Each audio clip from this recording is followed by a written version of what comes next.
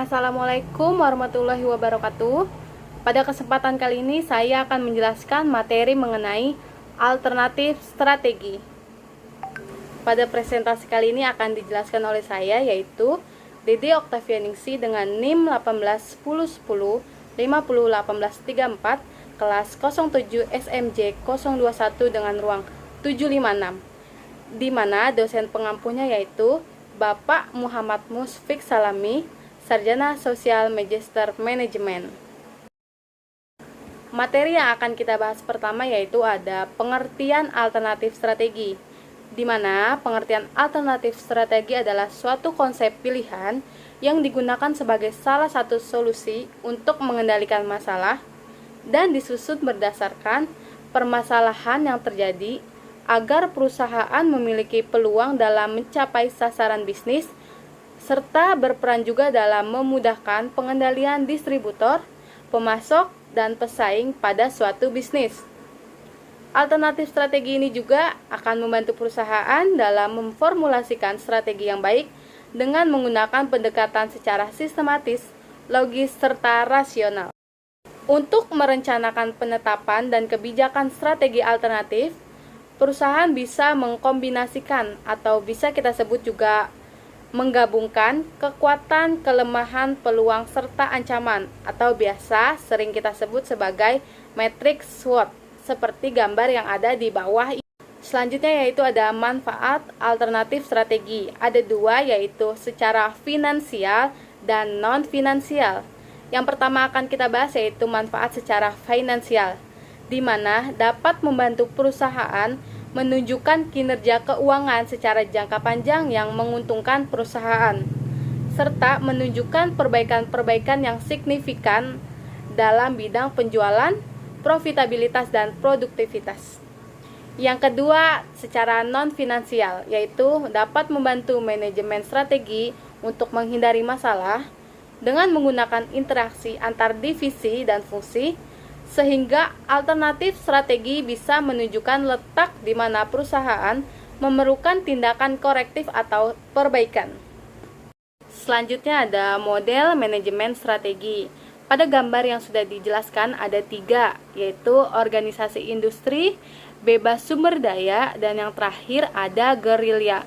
Teman-teman bisa baca pengertian yang di bawah ini ya. Selanjutnya ada alternatif yang perlu dihindari. Ada 3 jenis teman-teman. Yang pertama ada pengelolaan perusahaan berdasarkan eksplorasi atau bisa kita sebut juga mengikuti prinsip yang ada. Yang kedua yaitu pengelolaan perusahaan berdasarkan krisis. Dan yang terakhir yaitu mengelola perusahaan secara subjektif. Selanjutnya teman-teman ada keuntungan dari alternatif strategi. Ada 3 juga. Yang pertama yaitu kegiatan perusahaan dalam bidang industri akan resisten terhadap perubahan teknologi. Yang kedua ada permintaan produk menjadi lebih stabil. Jadi pada permintaan dengan adanya alternatif strategi akan menjadi lebih stabil. Dan yang terakhir ada pada kondisi target pasar yang jenuh, perusahaan memiliki peluang untuk membuat alternatif yang lain. Selanjutnya ada jenis-jenis alternatif strategi. Terdapat 7 macam teman-teman. Yang pertama ada strategi integrasi, strategi intensif, strategi diversifikasi.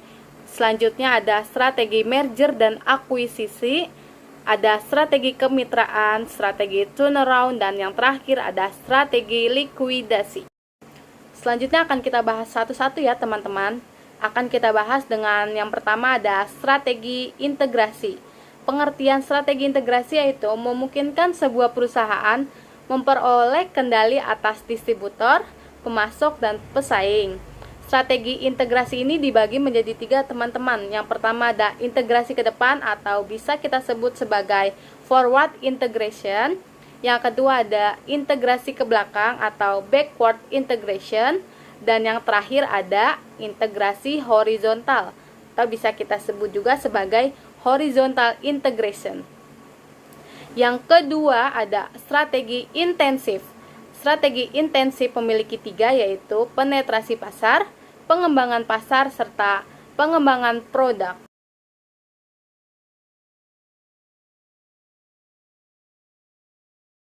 Selanjutnya yang ketiga ada strategi diversifikasi. Pada strategi diversifikasi juga dibagi menjadi dua.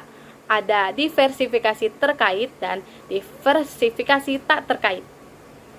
Selanjutnya yang keempat ada strategi merger dan akuisisi.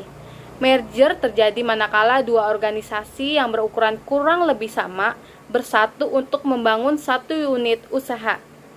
Selanjutnya, akuisisi terjadi ketika sebuah organisasi yang besar membeli atau mengakuisisi suatu perusahaan. Strategi joint venture.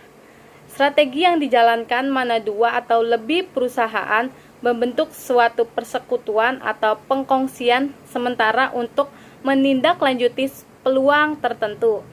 Selanjutnya ada strategi turnaround, di mana strategi yang dilakukan oleh perusahaan untuk mengembalikan perusahaan dari kondisi penurunan prestasi ke kondisi berlaba. Yang terakhir ada strategi likuidasi, merupakan pengakuan kekalahan dan konsekuensinya bisa menjadi sebuah strategi yang sulit secara emosional berupa penjualan seluruh aset perusahaan secara terpisah-pisah untuk. Selanjutnya saya akan membahas mengenai contoh studi kasus yaitu pada PT Indofood Sukses Makmur. Di mana sudah saya jelaskan tadi, pada strategi integrasi terdapat 3 bagian, ada integrasi ke depan, integrasi ke belakang, serta integrasi horizontal. Pada integrasi ke depan, PT Indofood Sukses Makmur mempunyai jalur distribusi yang efektif untuk mendistribusikan produknya ke pasar melalui PT Indomarko Adi Prima. Jadi maksudnya di sini PT Indofood mendistribusikan melalui PT Indomarko Adi Prima. Yang kedua ada integrasi ke belakang, di mana PT Indofood mengakuisisi PT London Sumatera. PT Lansem memiliki perkebunan kelapa sawit yang dapat digunakan PT Indofood sebagai sumber bahan baku pembuatan produknya. Yang terakhir ada integrasi horizontal. PT Indofood membeli dan menguasai Supermi dan Sarimi yang menjadi pesaing bagi produk Indofood yaitu Indomie. Selanjutnya ada strategi intensif. Pada strategi intensif dibagi menjadi 3 juga, ada penetrasi pasar, pengembangan pasar, serta pengembangan produk. Pada PT Indofood melakukan penetrasi pasar dengan menggunakan memperbanyak tenaga penjual, menambah biaya iklan melalui televisi, majalah, surat kabar, serta yang lainnya. Yang kedua ada pengembangan pasar. Pengembangan pasar pada PT Indofood yaitu pada warung Indomie. Teman-teman sudah tahu juga kan? Cara yang digunakan itu adalah mengajarkan pada pengelola warung membuat Indomie, mensupport warung-warung mereka dengan spanduk sekaligus memonitoring ketersediaan produk Indomie.